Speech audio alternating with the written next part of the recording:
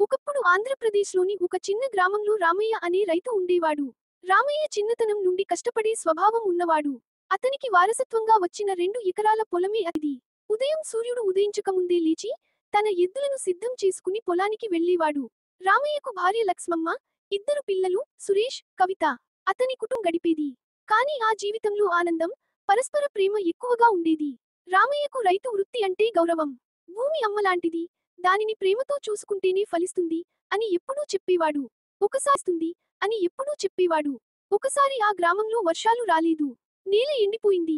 పంటలు ఎండిపోవడం మొదలైంది. రామయ్య సహా గ్రామంలోని రైతులంతా ఆందోళనలో పడ్డారు.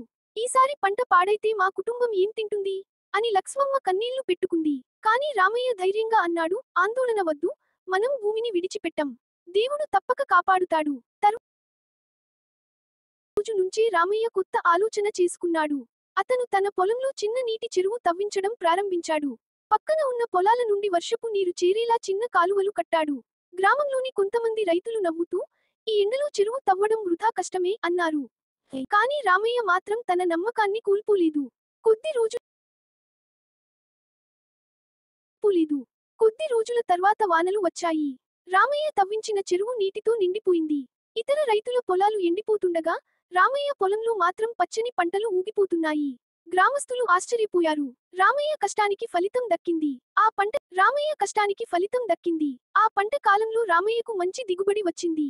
అతను తన పొలంలో నుంచి వచ్చిన పంటలో కొంత భాగం దేవాలయానికి, కొంత భాగం పేద కుటుంబాలకు ఇచ్చాడు. మన పొలం మనకే కాదు, మన ఊరికి కూడా ఉపకారం చేయాలి అని అన్నాడు. రామయ్య కృషిని చూసి గ్రామంలోని యువకులు ప్రేరణ పొందారు. ఆయనను మా గ్రామ రైతు నాయకుడు అని పిలిచారు. ప్రభుత్వ అధికారులు కూడా వచ్చి అతని నీటి సంరక్షణ పద్ధతిని పరిశీలించారు. ఆ తర్వాత గ్రామంలోని ప్రతి రైతు చిన్న చెరువులు తవ్వించి, వాననీటిని నిల్వ చేయడం ప్రారంభించారు. రామయ్య జీవితం ఒక సత్యాన్ని చూపించింది, ధైర్యం, కష్టం, ఆలోచన ఉంటే ఏ పరిస్థితినైనా మార్చవచ్చు. భూమిని ప్రేమించే మనిషి ఎప్పుడూ ఓడిపోడు. అలా రామయ్య పేరు గ్రామ చరిత్రలో నిలిచిపోయింది. రైతు అంటే కేవలం పంటలు పండించేవాడు కాదు, జీవాన్ని పండించేవాడు అని నిరూపించాడు.